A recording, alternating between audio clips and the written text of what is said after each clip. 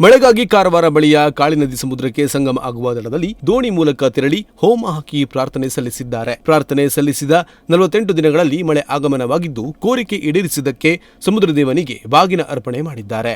ಹೌದು, ರಾಜ್ಯದಲ್ಲಿ ಮಳೆ ಎಂಟ್ರಿ ಕೊಟ್ಟಿದ್ದು ಜನರಲ್ಲಿನ ಆತಂಕ ದೂರ ಆಗಿದೆ. ಪ್ರಮುಖವಾಗಿ ಬೆಂಗಳೂರು ನಗರವಾಸಿಗಳಿಗೆ ಕುಡಿಯುವ ನೀರಿನ ಸಮಸ್ಯೆ ದೊಡ್ಡ ತಲೆನೋವು ತಂದಿತ್ತು. ಆದರೆ ಈಗ ಮಳೆಯ ಸಿಂಚನ ಆರಂಭ ಆದ ಹಿನ್ನೆಲೆ ಬೆಂಗಳೂರು ನಗರವಾಸಿಗಳು ಕೊಂಚ ರಿಲೀಫ್ ಆಗಿದ್ದು, ಸಮುದ್ರಕ್ಕೆ ವಿಶೇಷ ಬಾಗಿನ ಅರ್ಪಣೆ ಮಾಡುವುದರ ಮೂಲಕ ವರುಣ ದೇವನಿಗೆ ವಿಶೇಷ ಪೂಜೆ ಸಲ್ಲಿಸಿದ್ದಾರೆ. ರಾಜ್ಯದಲ್ಲಿ ಕಳೆದ 2 ತಿಂಗಳಿನಿಂದ ಭೀಕರ ಬರಗಾಲ ಸೃಷ್ಟಿಯಾಗಿದೆ. ಬರಗಾಲದ ಬಿಸಿ ರಾಜಧಾನಿ ಬೆಂಗಳೂರು ನಗರವಾಸಿಗಳಿಗೂ ತಟ್ಟಿದೆ. ನಿತ್ಯ ಸಾವಿರಾರು ರೂಪಾಯಿ ಖರ್ಚು ಮಾಡಿ ಟ್ಯಾಂಕರ್ ತರಿಸುವ ಪರಿಸ್ಥಿತಿ ಬೆಂಗಳೂರು ನಗರವಾಸಿಗಳಿಗೆ ಬಂದೊದಗಿದೆ. ಇನ್ನು ಗ್ರಾಮೀಣ ಪ್ರದೇಶಗಳ ಪರಿಸ್ಥಿತಿ ಹೇಳತೀರದಾಗಿತ್ತು. ಲಕ್ಷಾಂತರ ರೂಪಾಯಿ ಖರ್ಚು ಮಾಡಿ ಹೊತ್ತು ಬಿತ್ತಿದ್ದ ಬೆಳೆ ಕಣ್ಮುಂದೆಯೇ ಒಣಗಿ ಹೋಗುತ್ತಿದ್ದರೆ ಕುಡಿಯುವ ನೀರಿಗಾಗಿ ಕಿಲೋಮೀಟರ್ ಗಟ್ಟಲೆ ಕ್ರಮಿಸಿ ನೀರು ತರಬೇಕಾಗಿತ್ತು. ಇದರಿಂದ ವಿಚಲಿತಗೊಂಡಿದ್ದ ಅನೇಕ ಜನ ಮಳೆಗಾಗಿ ದೇವರ ಮೊರೆ ಹೋಗಿದ್ದರು. ಹಾಗೆಯೇ ಬೆಂಗಳೂರು ನಗರದ ಜೋಡಿಮುನೇಶ್ವರ ಸ್ವಾಮಿ ದೇವಸ್ಥಾನದ ಶಿವಶಂಕರ್ ಗುರೂಜಿ ಮತ್ತು ಅರ್ಚಕರ ತಂಡ ಕಳೆದ ಮಾರ್ಚ್ 27ರಂದು ಸಮುದ್ರದಲ್ಲಿ ವಿಶೇಷ ಹೋಮ ಹಾಕಿದ್ದರು.